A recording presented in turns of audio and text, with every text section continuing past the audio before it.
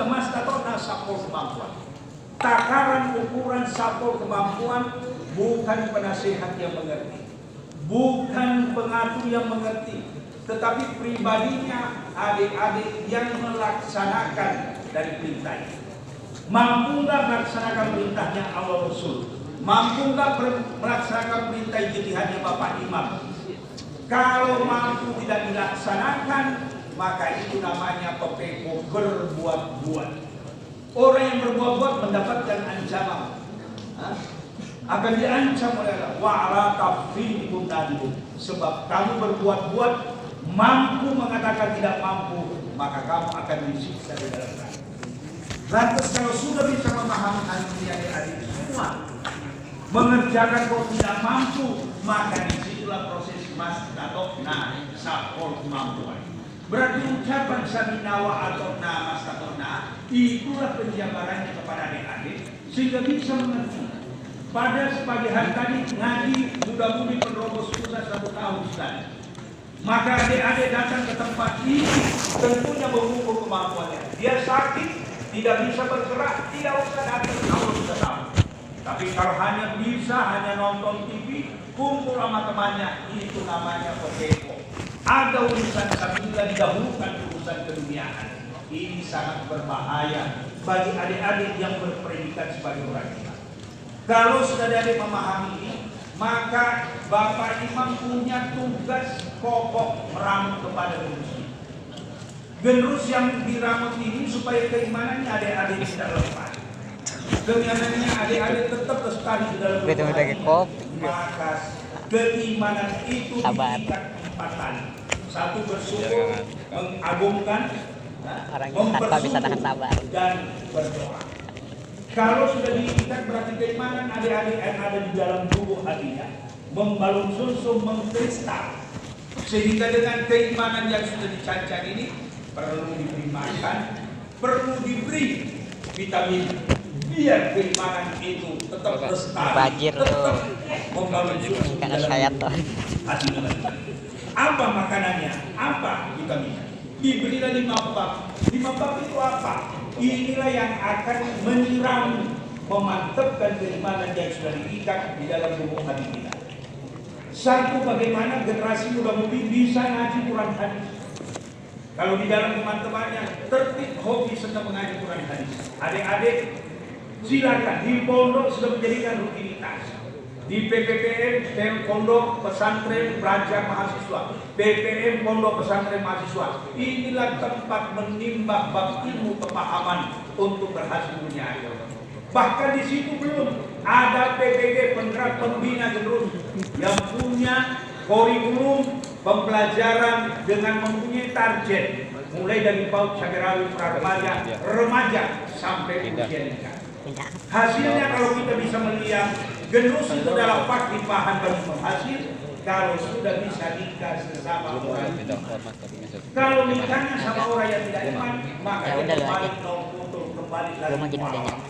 Itulah sebabnya maka adik-adik juga mulai bab ilmu kepahaman Quran dimantapkan di dalam nasihat teman-teman supaya adik-adik punya kualitas kepahaman jamaah yang mengkristal, membalun sumsum dan selalu berlandas dengan karena Allah. Sehingga di dalam kehidupannya bertemu antara temannya yang sesama jamaah sama imam, tidak ada pemberitaan kecuali bagaimana mas sehat waras, alhamdulillah Allah paling. Bagaimana ini saya mau ini disyukuri jasa kalau bero jasa di semua pembahasan lewat kajian Quran ini itu tinggal dipraktekkan adik-adik. Jadi ngamal diamalkan, implementasi. Adik-adik bagaimana cara mengamalkan? Ini termasuk pengamalan adik-adik. Dinasehati jangan ramai, jangan ngantuk, jangan ngobrol sendiri. Inilah pengamalan luar biasa terhadap adik-adik itu. Karena kalau ngaji apapun, mendengarkan nasihat pun, semua ramai tidak mendengarkan, maka proses to'at tidak berjalan. Kalau sudah tidak tahu, maka masa penanya juga akan lupa. Tapi begitu adik dengan konsentrasi penuh, alhamdulillah jazakallahu khairan. Itu luar biasa. Dari 1000 lebih generus yang ada di Bogor Utara 1, inilah yang ke depan nanti diandalkan 10-20 tahun ke depan menjadi tenaga amal soleh, menjadi jamaah-jamaah yang andal yang akan memperjuangkan Quran di jamaah dan akan mempunyai kedudukan kedudukan tentunya akan memperkuat semua di dalam menetapi Quran di jamaah kalau sudah punya kedudukan dunia. Adik-adik yang saya katakan ngaji membela adik-adik yang mengeluarkan tadi infak, inilah harta milik yang sebenarnya yang disimpan di dalam sahnya di kantongnya di ATM, begitu meninggal jadi warisan. Apakah kita tidak akan meninggal? Pasti Bapak lu itu. Oleh karena itu adik-adik yang mengeluarkan dengan rezeki yang banyak ini, inilah kapital modal utama yang lain. Inilah yang akan mendampingi, dipendam dengan kain kafan yang diikat di atas kayak lepet, yang seolah-olah tidak ada penampilan, walaupun dia cantik, ganteng, semua dibungkus kain kafan yang tidak ada nilainya. Padahal waktu hidupnya menggunakan pakaian yang baik. Itu menandakan bahwa nilainya orang tanpa ada amalan, maka tidak ada nilainya. Maka itu akan menjadi penderitaan di alam kubur, disiksa oleh Tuhan. Alhamdulillah adik-adik kita sudah jadi orang iman, tinggal mempertahankan keimanan. Makanya membela itu jahidu dia balik wa amsikum, membela agamanya Allah itu pribadinya dan harta bendanya. Ini adik-adik dikeluarkan datang ke sini berarti ampus dirinya datang ke tempat ini di masjid yang penuh barokah, berarti sudah membela dirinya. Yang kedua, jahidu yang balik wa amsikum, dia membela hartanya, infak, ampik, inilah modal yang paling berharga di dunia akhirah dan menjadi sumber pertolongan urusan dunia. Ini luar biasa bagi dia. Lantas yang keempat, dia menetapi jamaah tadi sudah dikupas. Jamaah itu hasilnya surga, tidak jamaah sunnah. Dikatakan oleh Umar bin Khattab, la sama illa bil jamaah, wala jamaah illa bil imar, wala imar illa bil. Tidak Islam itu kalau dia tidak berjamaah, dan tidak jamaah kalau tidak punya iman. Alhamdulillah kita tetap punya iman. Tidak beriman orang itu kalau tidak mentaati apa yang dia biarkan. Karena hasil dia taatnya itu hasilnya. Lantas taat Allah Rasul imam. Apa yang saya sampaikan tadi setelah adik-adik sambung sabina wa qona mastaqona, maka bab ketaatan itu apa yang disampaikan oleh Bapak Imam lewat nasihat teknya, lewat di dalam pembinaan PPG, semua itu adalah merupakan nasihat ijtihad yang mana adik-adik tidak boleh menentang. Karena kalau menentang aturan Bapak Imam, sementara aturannya ijtihad Bapak Imam tidak bertentangan Quran dan jamaah, maka adik-adik posisinya berat, perjalanannya masuk surga. Kenapa? Menentang ijtihad Bapak Imam yang tidak bertentangan dengan Quran. Ini yang adik-adik harus banggakan. Saya mensyukuri adik-adik di dalam mendengarkan apa semuanya itu sudah diperhatikan. Dan berpakaian ada pointer yang adik-adik yang perlu saya secara singkat jelaskan. Bahwa generus ini ada 5 pointer yang harus dimiliki untuk bisa berhasil sukses. Yaitu satu, bagaimana generasi muda mudi mempunyai kualitas kepahaman jamaah yang kuat. 1. 2. Bagaimana generasi muda mudi ini meningkatkan ibadah wajibnya dan ibadah sunnah. Ketiga, bagaimana generasi ini bisa menjaga bab-bab pelanggaran, kemaksiatan dan hal-hal. Bab pelanggaran terutama antara laki-laki dan perempuan. 4. Bagaimana generasi muda mudi mampu hidup mandiri. Yang kelima, bagaimana generasi mampu hidup secara mujahid, mustahil prinsip ekonomi. 5 ini lu udah nggak punya malu juga lu. Buru buka. Saya dikejar karena waktunya sampai azan 11.50. 5 menit.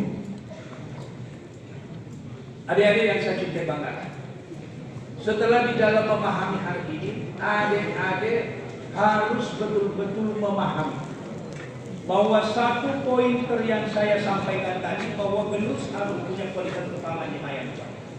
Kalau adik-adik punya kepahaman jamaah yang kuat, jangankan manusia yang menggoda sesama manusia antara laki perempuan, jin pun yang kafir, setan dan lain-lain yang mempengaruhi untuk merusak kepahaman gedus itu tidak akan mampu. Oleh karena itu kalau punya kualitas kepahaman jamaah dijamin sulit digoda siapapun. Berdasarkan sabda Rasulullah SAW, faqihun wahidun.